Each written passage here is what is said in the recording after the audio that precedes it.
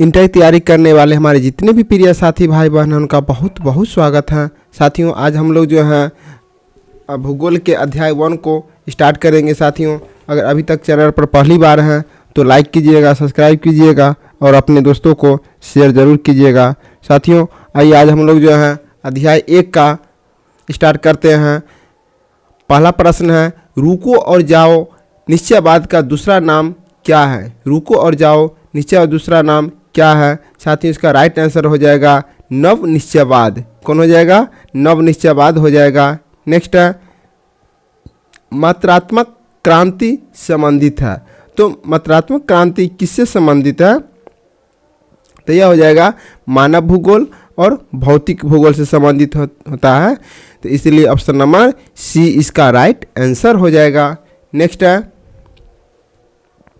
किस भूगोलवेत्ता ने राज्य या देश का वर्णन जीवित जीव के रूप में किया है? साथियों इसका राइट आंसर जो हो जाएगा यह हो जाएगा जर्मन भूगोलवेत्ताओं ने। नेक्स्ट है, मानव भूगोल मानव समाजों और धरातल के बीच संबंधों का संश्लेषित अध्ययन है। मानव भूगोल की यह परिभाषा किसने दी है? साथियों यह मानव भूगोल की परिभाषा पॉल बिडॉल डी ब्लॉस ने दिया है। ऑप्शन नंबर सी इसका राइट आंसर हो जाएगा। नेक्स्ट है, भौगोलिक पर्यावरण तथा मानवीय क्रियाकलापों के पारस्परिक संबंधों का अध्ययन ही मानव भूगोल का विषय है। यह कथन किसने कहा था? साथियों यह जो है यह कथन किसने कहा है? इसका राइट आंसर हो जाएगा एलिसबर्ट हस्टिंग ने कहा है। नेक्स्ट है, कौन सा मार्ग मानव भूगोल से संबंधित नहीं है? तो कौन सा मार्ग मानव भूगोल से संबंधित नहीं है? तो साथियों इसका राइट आंसर हो जाएगा नई खोज। ऑप्शन नंबर डी इसका राइट आंसर हो जाएगा। नेक्स्ट है, प्राकृतिक और मानव के बीच पारस्परिक क्रिया का सबसे महत्वपूर्ण कारक कौन सा है? साथियों सबसे महत्वपूर्ण कारक हो जाएगा समझ-बूझ। ऑप्शन नंबर डी इसका राइट आंसर हो जाएगा। नेक्स्ट है, कौन मानव की मूल आवश्यकता से संबंधित नहीं है? तो साथियों कृषि, वस्त्र और गृह निर्माण ये मानव की मूल आवश्यकता है, लेकिन परिवहन ये मानव की मूल आवश्यकता नहीं है। तो इसका राइट आंसर हो जाएगा ऑप्शन नंबर बी। नेक्स्ट है, कौन विद्वान मानव भूगोल से संबंधित नहीं है? कौन सा विद्वान जो है मानव भूगोल से संबंधित नहीं है? तो ये है बर्ट्रैंड रसेल ने। ऑप्शन नंबर सी इसका राइट आंसर हो जाएगा। नेक्स्ट है, नेक्स्ट क्वेश्चन कहता है कि किस भूगोलवेत्ता ने एक नई संकल्पना प्रस्तुत की जो दो विचारों पर्यावरणीय निश्चयवाद तथा संभववाद के मध्य मार्ग को परिलक्षित करता है? साथ ही इसका राइट आंसर हो जाएगा ऑप्शन नंबर डी इसका राइट आंसर हो जाएगा टेलर। नेक्स्ट है, मनुष्य प्रकृति का दास है। यह कथन किस दर्शन की धारणा है? तो किस दर्शन की धारणा है साथियों? तो यह हो जाएगा नियतिवाद। ऑप्शन नंबर बी इसका राइट आंसर हो जाएगा नियतिवाद हो जाएगा। नेक्स्ट है, निम्नांकित में कौन सामाजिक भूगोल की उपशाखा है? साथियों कौन सामाजिक भूगोल की उपशाखा है? तो यह चिकित्सा भूगोल सामाजिक भूगोल का उपशाखा है। इसका राइट आंसर हो जाएगा ऑप्शन नंबर ए। साथियों आपको यह जो भी क्वेश्चन है यह क्वेश्चन बैंक से लिया गया है और यह हर साल पूछा गया क्वेश्चन है। चलते हैं नेक्स्ट क्वेश्चन, निम्न पुस्तकों में कौन हम्बोल्ट द्वारा लिखित है? तो कौन सा हम्बोल्ट द्वारा लिखित है? साथियों इसका राइट आंसर हो जाएगा कास्मास। ऑप्शन नंबर बी इसका राइट आंसर हो जाएगा। नेक्स्ट है, निम्न में से कौन मानव भूगोल से संबंधित नहीं है? तो कौन सा मानव भूगोल से संबंधित नहीं है? तो समुद्र विज्ञान जो है मानव भूगोल से संबंधित नहीं है। ऑप्शन नंबर सी इसका राइट आंसर है। नेक्स्ट है, फेब्रे संबंधित है। तो फेब्रे संबंधित किससे साथियों? तो फेब्रे संबंधित है संभववाद से। किससे संबंधित है? संभववाद से संबंधित है। ऑप्शन नंबर बी इसका राइट आंसर हो जाएगा। नेक्स्ट है, संभववाद की अवधारणा में किस घटक को महत्वपूर्ण माना गया है? तो किस घटक को महत्वपूर्ण माना गया है?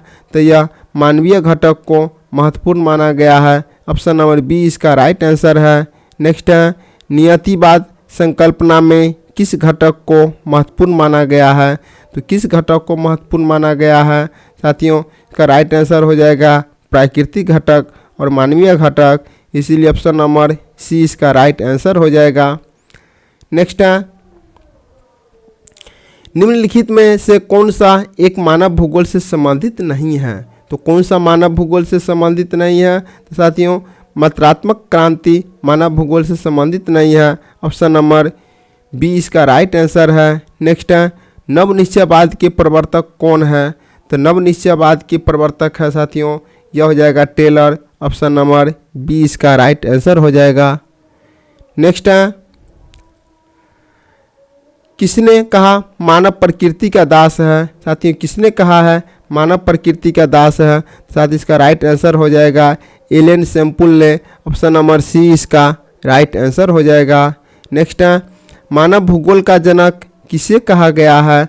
साथियों मानव भूगोल का जनक रेटजेल को कहा गया है, ऑप्शन नंबर डी इसका राइट आंसर है। नेक्स्ट है, जियोग्राफिया जनरालिस के लेखक कौन है? साथ इसका लेखक जो हो जाएगा यह वार्नियर हो जाएगा, ऑप्शन नंबर बी इसका राइट आंसर हो जाएगा। नेक्स्ट है, जियोग्राफिया जनरलिस के लेखक कौन सा हो जाएगा? साथ ही इसका लेखक हो जाएगा vernier, option number B. Next है, एंथ्रोपोजियोग्राफी नामक पुस्तक के लेखक कौन है? तो एंथ्रोपोजियोग्राफी नामक पुस्तक के लेखक है, इसका राइट आंसर हो जाएगा रेटजेल, ऑप्शन नंबर ए इसका राइट आंसर हो जाएगा। नेक्स्ट है, संभववाद शब्द का प्रयोग सर्वप्रथम किस फ्रांसीसी विद्वान ने किया? तो किस फ्रांसीसी विद्वान ने किया था? साथ इसका राइट आंसर हो जाएगा लुसियल फेब्रे ने, ऑप्शन नंबर बी इसका राइट आंसर हो जाएगा। नेक्स्ट है, मानव भूगोल क्रियाशील मानव और अस्थायी पृथ्वी के परिवर्तनशील संबंधों का अध्ययन है, ये किसने कहा था? ये किसने कहा है? साथ ही इसका राइट आंसर हो जाएगा एलन सैम्पल ने, ऑप्शन नंबर सी इसका राइट आंसर हो जाएगा। नेक्स्ट है, निम्नलिखित में से कौन एक भौगोलिक सूचना का स्रोत नहीं है? साथियों इसका राइट आंसर हो जाएगा चंद्रमा से चट्टानी पदार्थों के नमूने, ऑप्शन नंबर बी इसका राइट आंसर हो जाएगा। नेक्स्ट है, निम्नलिखित कथनों में से कौन सा एक भूगोल का वर्णन नहीं करता है? तो कौन सा भूगोल का वर्णन नहीं करता है? तो साथियों द्वैतता पर आश्रित यह भूगोल की वर्णन नहीं करता है, ऑप्शन नंबर सी इसका राइट आंसर है। नेक्स्ट है, आधुनिक मानव भूगोल के जनक है? तो आधुनिक मानव भूगोल के जनक है फ्रेडरिक रेटजेल है, ऑप्शन नंबर ए इसका राइट आंसर हो जाएगा। नेक्स्ट है, नियतिवाद के विचारक कौन थे? तो नियतिवाद के विचारक जो है साथियों यह हो जाएगा ई कांट, हम्बोल्ट और रिटर तीनों हो जाएगा, इसलिए ऑप्शन नंबर डी इसका राइट आंसर हो जाएगा। नेक्स्ट है, मानव भूगोल का जनक माना जाता है? तो भूगोल का जनक माना जाता है यूनान को। किसको माना जाता है? यूनान को माना जाता है। नेक्स्ट है, रुको और जाओ निश्चयवाद की संकल्पना किसने दी है? तो रुको और जाओ निश्चयवाद की संकल्पना टेलर ने दिए हैं, ऑप्शन नंबर डी इसका राइट आंसर हो जाएगा। नेक्स्ट है, व्यवहारिक भूगोल, राजनीतिक भूगोल, आर्थिक भूगोल अथवा सामाजिक भूगोल कौन से भूगोल की उपक्षेत्र है? तो कौन से भूगोल की उपक्षेत्र है साथियों? इसका राइट आंसर हो जाएगा मानव भूगोल। क्या हो जाएगा? मानव भूगोल हो जाएगा। नेक्स्ट है, मानव भूगोल विचारकों के विकास की अभिव्यंजना है, न कि भौगोलिक ज्ञान के विस्तार और खोज का कोई तत्कालिक परिणाम है। यह परिभाषा किसने दी है? साथियों यह परिभाषा दिए हैं विडाल डी ला ब्लास ने, ऑप्शन नंबर बी इसका राइट आंसर हो जाएगा। नेक्स्ट हो जाएगा 1990 का दशक भूगोल के किस उपागम के लिए जाना जाता है? साथियों इसका राइट आंसर हो जाएगा आधुनिकवाद, ऑप्शन नंबर 20 का राइट आंसर है। नेक्स्ट है, ब्लास निम्नलिखित में किस भौगोलिक अवधारणा से संबंधित है? तो साथियों इसका राइट आंसर हो जाएगा संभववाद। साथियों इस अध्याय में कुल 35 प्रश्न था। साथियों बताइएगा कि कुल 35 प्रश्न में से कुल कितना आपका आंसर आ रहा है। साथियों कम से कम 35 में 32-33 निश्चित ही आना चाहिए। और साथियों और यह क्लास स्टार्ट ही हुआ है और यह प्रतिदिन हर विषय का क्लास उपलब्ध रहेगा। आप 6:30 बजे क्लास जरूर आइएगा और 6:30 बजे क्लास आप देख सकते हैं। साथियों अगर आपको अच्छा लगा होगा तो सब्सक्राइब जरूर कीजिएगा। साथियों गला बैठ जाने के कारण थोड़ा आवाज़ भारी है, ठीक हो जाएगा। तो फिर मिलेंगे साथियों नेक्स्ट क्लास में। जय हिंद, वंदे मातरम।